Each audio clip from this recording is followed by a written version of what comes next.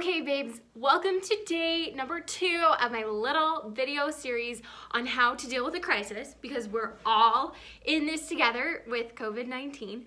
But these tips are going to help you through any crisis, whether that's financial or like a relationship or your life is just turned upside down.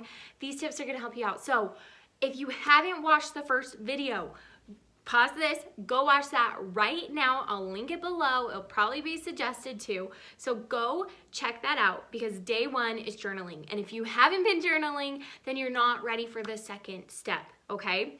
But if you are, let's talk about what to do on day 2 of a crisis.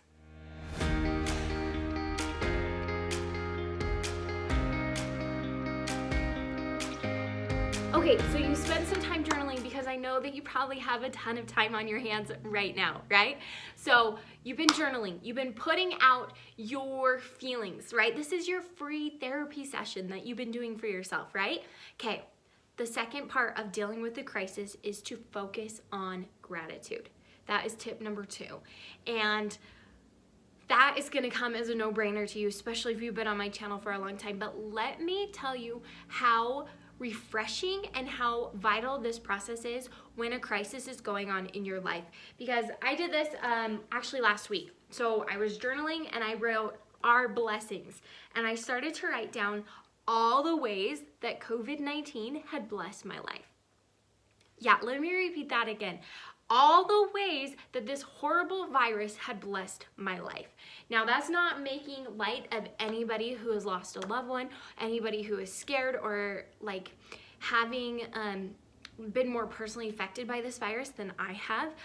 I just know that no matter what situation you're going through, there's always a silver lining, and that's where I'm coming from. I'm not trying to lessen somebody's struggle, but I was able to write down things like, hey, I get to work from home and I get to spend more time with my baby, and you know, I get to spend more time with my family. I get to have like at-home church. Like, how fun is that? Like, I just took some time and I wrote down everything I was grateful for. And there were some really obvious ones like, yeah, I get to work from home. I don't have to pay a babysitter, more time with family. But then I had to get really creative. Like, I wrote down things like, well, I'm grateful that I have mac and cheese in my pantry. I am grateful for, what did I put down here? That now I know the value of food storage, right? Like, I've learned my lesson and I'm grateful for that. And so take some time to write down like blessings in your life right now. And they don't even have to do with the situation that's going on right now. They can just be flat out blessings, like that you have an amazing spouse, or that you have a super supportive family, or that you love being indoors, or that, you know, it is nice enough weather that you can go on a walk. Practice gratitude, because if we don't, the opposite is to focus on all the negative, on the horrible things that are happening right now, on our stress and our fear. And what we focus on grows. So I'm telling you, I know that some of you are going to be a little upset with this tip and think I'm being insensitive to how severe the situation is. And I don't mean to be that. I'm just telling you that if we don't shift our focus to being positive and to being grateful, then our fear is the only thing that's going to grow. So the practice to start today on day number 2 and carry throughout this week is to start writing down things that you are grateful for.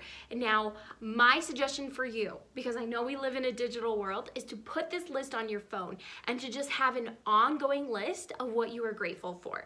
And obviously, like, let's just get the big ones out of the way, right? Like family, God, the beauty of the earth, like food, that you're healthy, like put all those down, but then get creative. Then think about daily experiences that you are grateful for. Oh, I'm grateful today that I didn't get bored while I was at home. Or I'm grateful today that I was able to get more work done at home than I was the other day. Or I'm grateful today that I could go visit my mom, or have a call with a friend, or go FaceTime somebody.